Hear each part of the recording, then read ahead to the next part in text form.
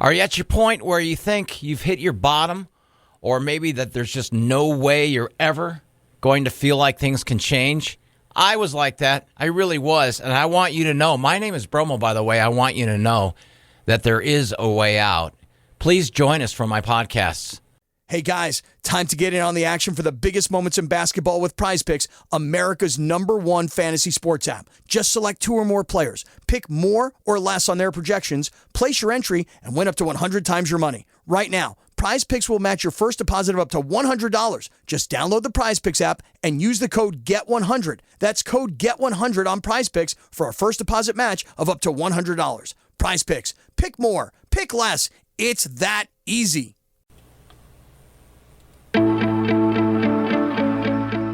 Hey there, it is Bromo here. It is the 25th of February already on a Sunday. Snowed a little bit last night, which is odd because the last 4 or 5 days, it's actually not odd. I'll tell you why. 4 or 5 days ago or so, we've had a stretch of weather which has been perfect for us out here in North Dakota. In about the 40s to high 50s we've been averaging. And get this. The snow came last night. Now our streets are covered with snow, and it's about 38 degrees outside. It's comfortable. It's going to be 60 tomorrow, and then on Tuesday it drops down to 15. That's a 45-degree temperature drop.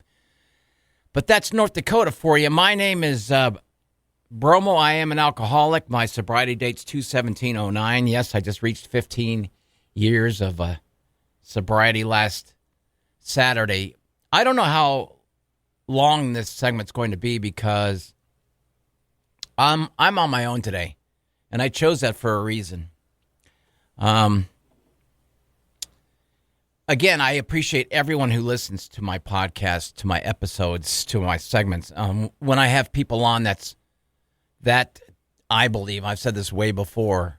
I've said this many times before. It is my strength to have people share their strength, hope, and experience. I just have not been feeling very well lately. I came down with a flu, and then before that, I had a major pain in my left hip, my belt buckle side of left side of my hip, and it would not go away. It stayed there for a couple of days. It reminded me way back 10 years ago when I pulled that muscle in the back, changing the tire, which that did not go away, and I couldn't even sleep through that, and I had to eventually go into the emergency room, and of course, that's when the guy said, hey, by the way, you got a block in your heart. You want to run that by me again? Yeah, you got a block in your heart. You're going to need 3 stents, or you can go on an extensive 6-month exercise thing, and we'll see how things look after that. So I got the stents.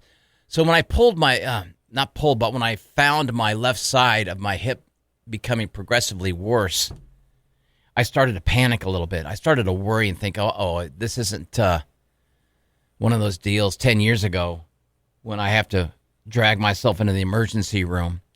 So I was taking some aspirin.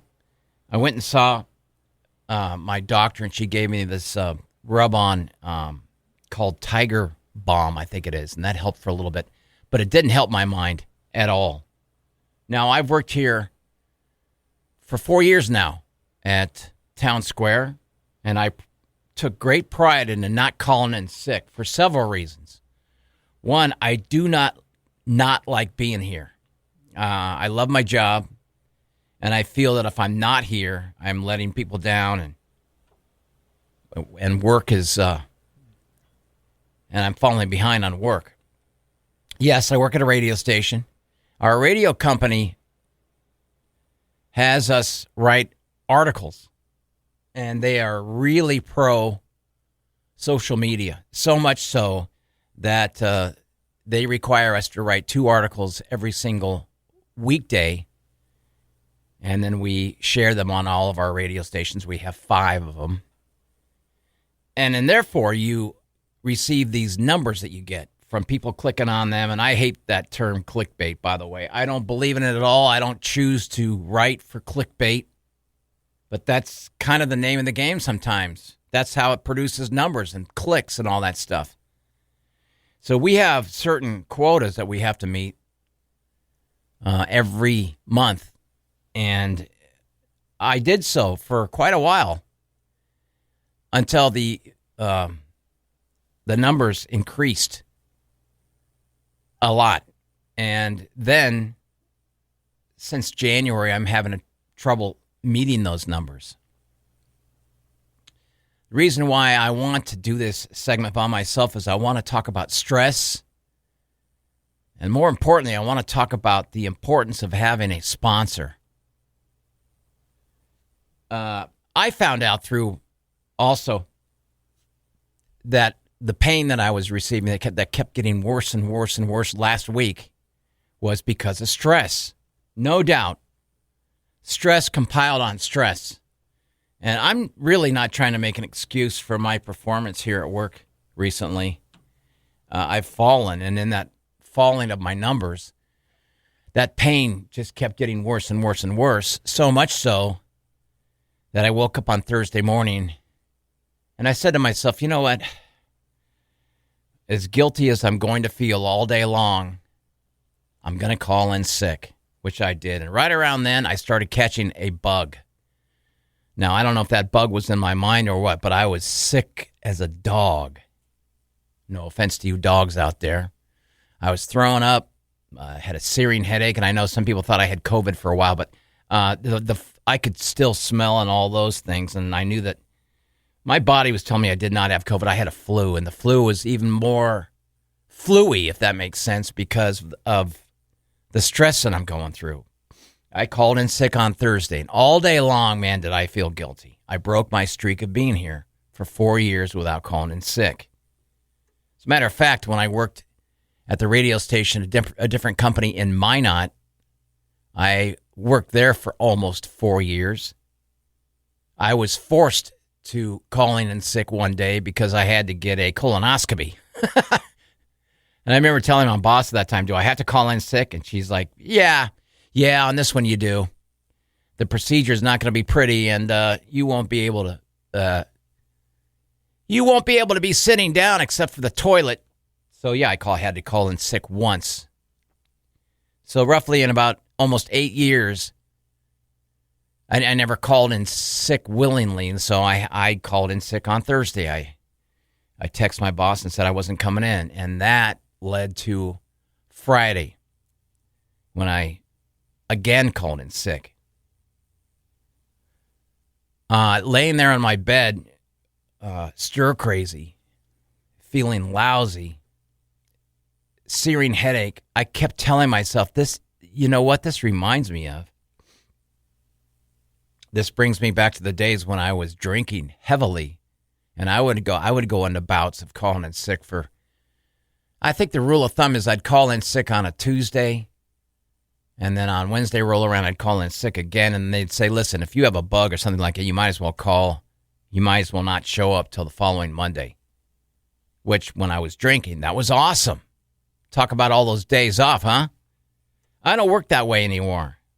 I think I have a good work ethic, but during this time of not being here for Thursday and Friday, my mind was going crazy.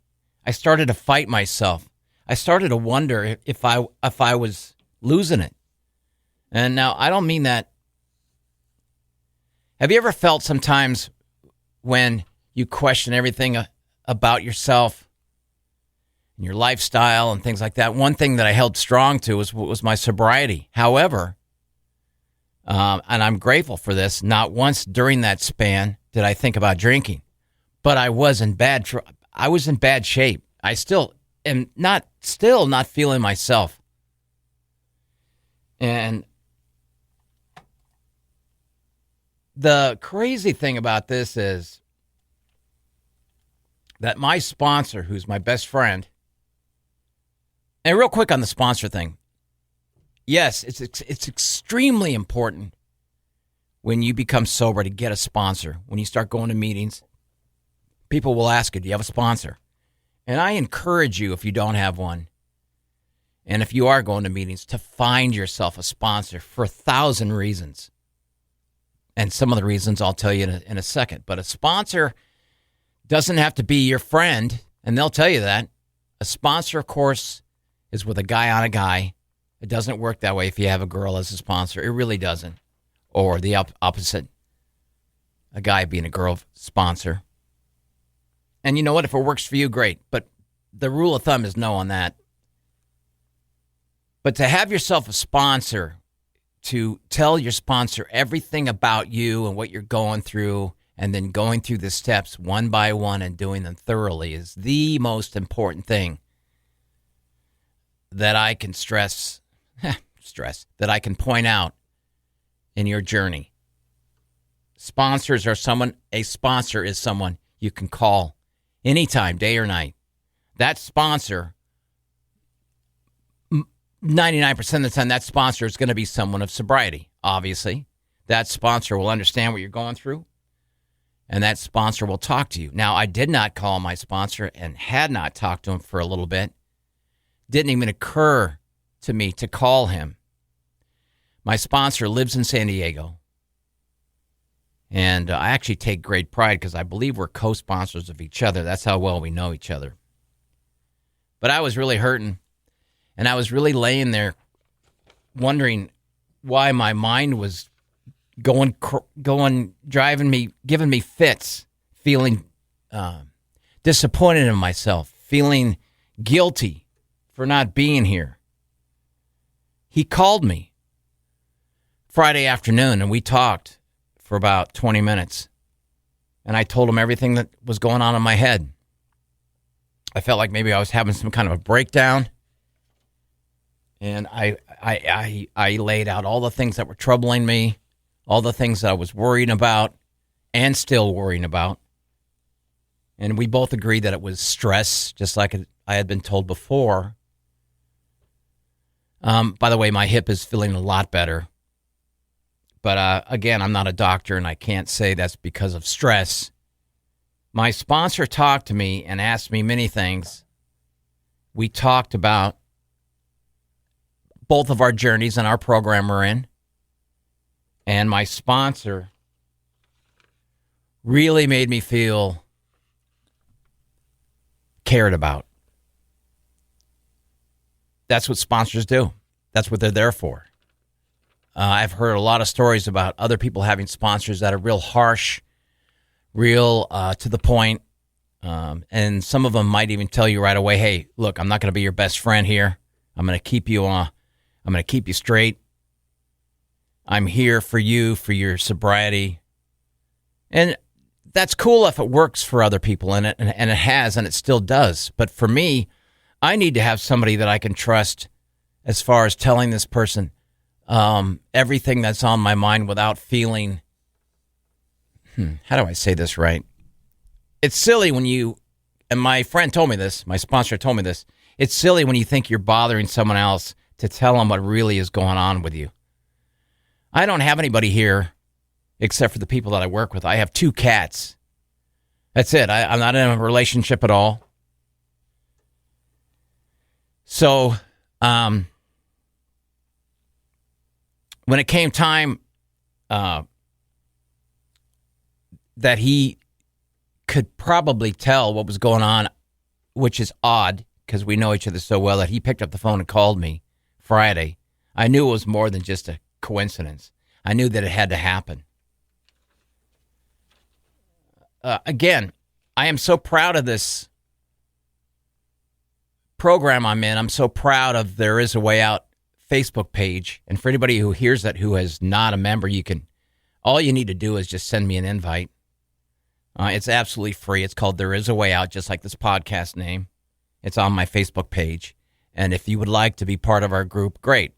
You don't have to be an alcoholic or an addict or anything like that. You just really want to be a part of this group to support others. And I have a lot of people in the group that are a normie. Again, I use that term normie. So again, I'm super proud of all the people that are in the group There Is a Way Out, and I'm extremely proud of the people who have been on this podcast with me, sharing all their life stories and their experiences, because it really is, everyone has a unique story to tell. And I'm hoping that next Sunday I'll have someone on who can tell their story and not have me blab for how many minutes have I been on now? For 14 minutes. I battled myself whether to come out here and do this today, but I want to stay on a statistic. Good grief. I want to stay on a consistent schedule of putting in at least one podcast a week, and I've been able to do that. When I first began these podcasts about a month ago, I made the mistake of recording some of them during my lunch hour here at work. And because of my performance lately, some of my people that have worked with me have, not a lot, a few have questioned me about it and said, are you using your time properly? I know it was my lunch hour, and I know I'm here at work, but I probably could have used those times to eat lunch at my desk and try to write better stories, or you know what I mean, try to be more consistent in that way. It's hard to explain. I know your lunch hour is your lunch hour, but in this job that I have, you have to utilize every single minute that you have here at work. And I'm usually here at 8, well, about 7:50 in the morning, and I'm here till at least 5 p.m. And I know I've had people tell me before, what do you do all day? It's kind of like that movie Office Space. So exactly what do you do here? I'm on the air from 9 a.m. till 2 p.m. I love that. I've always loved being on the air. I'm not the greatest at it by any means. I know my voice is rather Urkel. Remember that character Urkel, where he had a nasally voice, Urkel? I've been compared to that. But it's something I've always wanted to do since my early 90s, when my dad sent me to that broadcasting school called American Dream Broadcasting School in the back of a tanning salon. I love the theater of being on the radio. I love telling a good story or trying to say something. And my problem has been that sometimes I get a little too wordy. And some of my breaks, and a break is when you come on and talk and then finish. That's what a break is. Some of my breaks have been way too long, like a couple of minutes. And we're not supposed to do a couple of minutes. We're supposed to be in and out within 30 to 45 or seconds or even a minute. But sometimes when you're trying to be Mr. Funny and you're trying to play some music and try to talk along to that, you're trying to tell a clever little, funny little story that'll compare to the song you're playing, you think you're brilliant. Yeah, don't know what other people think of me on that, but put it this way: when I was on the show in San Diego for 10 years, I'm super proud of that. DSC, and you San Diegans will remember that. I had the time of my life. It was the greatest 10 years of my life. Even through the last 2 years when I was drinking and running my body into the ground, because I was able to be myself and be a character and make people laugh. And I've told people this before, especially lately. Back in the day when people would say to me, I remember that bit, I was listening with my mom on the way to work. This is in San Diego, in the car, and we heard you and you were hilarious. I just wanted to let you know that. One time somebody told me they were with their mother, about ready to take them to the hospital, and her mother had been in severe pain and had to take some tests. She had a head injury, and they wanted to explore more what was going on, and she was wrapped with bandages, and she heard one of my bet payoffs where I was on the corner doing some silly thing, and this person had sent me an email saying this is the first time that I saw her laugh in a long time. All the pressure went away from her just for a little bit, and she laughed at what life was on the radio. And I took that as the greatest compliment. And I still feel that way. But I'll tell you, the greatest compliment of all is when people tell me that they enjoy my podcast and maybe somebody heard it for the first time. And even when someone says to me, hey, I saw you speak like 10 years ago at the Freedom Ranch, and I'm still sober. I remember everything you said. I was in the front row. I was raw and and scared, and I saw you come in, and I was a big fan of the show, and when I heard you talk, I'm still sober. And that blows away anything. Of course it does. Getting back, of course, to the sponsor. A sponsor will take you through all 12 steps. Of course, your first step is where you admit to yourself you're powerless over alcohol, that your life has become unmanageable. 100%. Now, when I was going through my funk, which I'm at the tail end of it, I hope, and I was really battling myself, that was one of the first things that I was pretty secure on. But now, remember, I've been in this funk before I became sober. And I remember those funk times, F-U-N-K, funk times, drove me into drinking. So a little bit of me was preventive and pretty scared. I haven't felt this way in quite a while, and it jolted me. But again, I was pretty confident I was going to make it through the day. There you go, through the day. Day by day, remember. Again, we admitted we were powerless over alcohol, that our lives had become unmanageable. Came to believe that a power greater than ourselves could restore us to sanity. That's step number 2.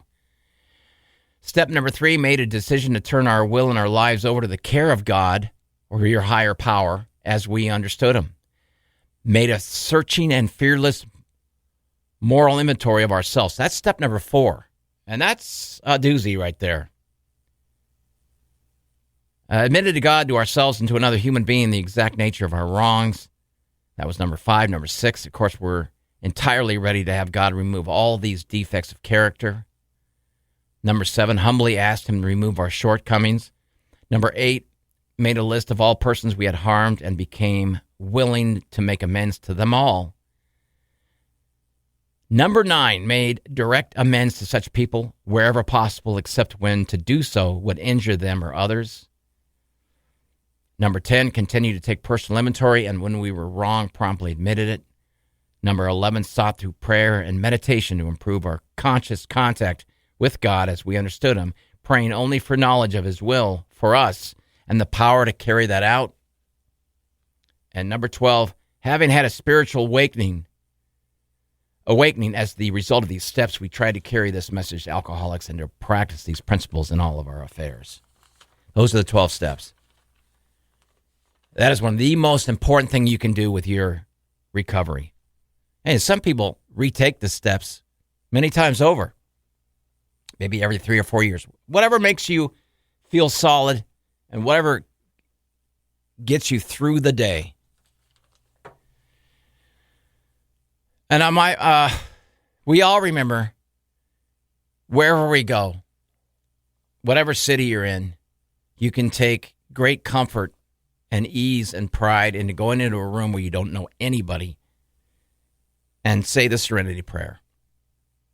And to me, that's like your home, no matter where you're at. Like I said, if you're traveling and the first thing you do is when you get to your hotel and you say, I want to find out where a meeting is, and you find out, you go in, say hi to people, and then the Serenity Prayer. God, grant me the serenity to accept the things I cannot change, the courage to change the things I can, and the wisdom to know the difference.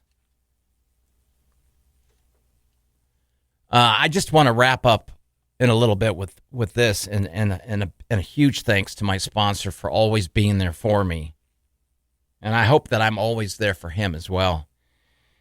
And to let you know that is one of the most important things you can do for yourself is just to get a sponsor if you're brand new. If you've been doing this for a while on your own and it's working for you, that's great too. But you might want to think about adding someone to your life as your sponsor. The sponsors, like I said before, can either be someone that'll question you, ask you how your meetings are going, ask you what you're doing for your journey and such. I just want some things to be clear here. I don't do this for any kind of glory. I don't do this in vain. I don't do this for ego. I hope that people will listen to this, and I don't even know how many people do. And if they do, I'm quite honored. I'm hoping, again, that maybe people can relate to sort of kind of what I'm going through. It is stress with a capital S. And I know that some people might say, well, you're just copping out on your job. I'm not trying to. I'm not trying to. It's the worst possible feeling when you go into work you have a knot in your stomach. And that's probably my own doing because I'm not performing in certain areas. And what a rotten way that is for me to go through. I'm grateful for everybody, again, for listening to this. I'm grateful for There Is a Way Out Facebook page. I promise you, or I'll do my best to promise you, that next week I'll have a guest on. And that guest will share their strength, hope, and experience to all. Thank you. And remember, for anybody who believes they may be on the fence, they may drink or use too much, or to anyone who has a family member or a friend, and you want to let them have a chance to listen to this, just know there is a way out. Hey guys, time to get in on the action for the biggest moments in basketball with Prize Picks, America's #1 fantasy sports app. Just select 2 or more players, pick more or less on their projections, place your entry, and win up to 100 times your money. Right now, Prize Picks will match your first deposit of up to $100. Just download the Prize Picks app and use the code GET100. That's code GET100 on Prize Picks for a first deposit match of up to $100. Prize Picks. Pick more. Pick less. It's that easy.